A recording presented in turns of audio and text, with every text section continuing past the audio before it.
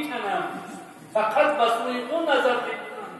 پیغمبر خدا صلی الله علیه و سلم را خداوند میگوید که اینها را اگر زود عقوبت نکرده ایستاده‌ام، برای همین روزی هست که تشخص فیه الابصار. یعنی عقوبت هایی که خداوند مهربان برای ظالمین در طول تاریخ آورده است، اینها را چیز حساب نکرده است. اگر چندی که نمرود دعوای خدایی کرد، یک پشه کاری او را کفایت ساخت. یک پشه را خداوند فرستاد، اون پشه در دماغ نمرود رفت. وقتی که میخواست آرام شود، چند کلتک در سر اون میزدن، اون پشه آرام میگرفت. باز وقتی که در اونجا جنبش میکرد، سر نمرود به جوش میآمد، با چند کلتک دیگر میخورد. یعنی این عذابی که در این دنیا اینها را گرفتار کرده است، خداوند پیغمبر صلی الله علیه و سلم یا اینکه مظلومین را میگوید که اینها چیزی نیستند. اینها را، عقوبت اینها را من برای با آن روزی ماندم که تشخص فیه الابصار. در اون زمان چشمها دیگر نمیزنند چشمک.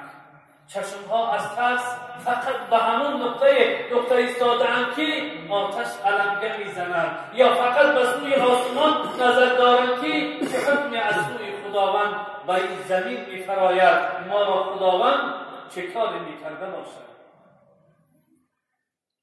این ظالمینی که امروز خانه های مسلمانان را میسوزند، این ظالمینی که امروز مسلمان ها را میسوزند و به خاک و خون میکشانند، اینها هم روزی دارند.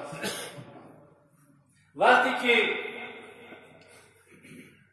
اون سازمان هایی که دعوای حقوق بشر میکنند، دعوا میکنند و این به اصطلاح ارهاب میگویند یا تروریسم میگویند یا اکستریمیسم میگویند، همه را میزنند در سر مسلمان ها.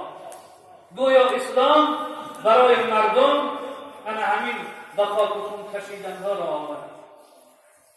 برای همین بیایید یک بار با اون تاریخ را ورق بزنید که جنگ هایی که در این جهان، در این دنیایی که ما و شما زندگی داریم، از جنگ‌های پیغمبر صلی الله علیه و سلم شروع می‌کنیم تا جنگ‌های امروزه سوریه و عراق. بیایید ببینیم در کدام جنگ از همه بیشتر انسان‌ها مردند.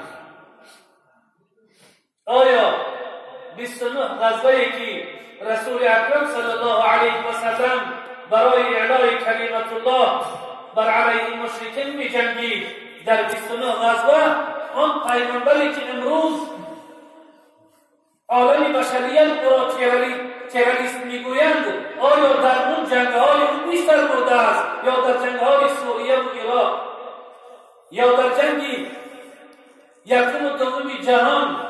اگر جنگ اول جهان را ببینیم 37 میلیون نفر مرده است. در جنگ دوم جهان اگر قربان شدگان را همه را حساب بکنیم 78 میلیون و این کلیکی مردگی فقط 50 میلیون.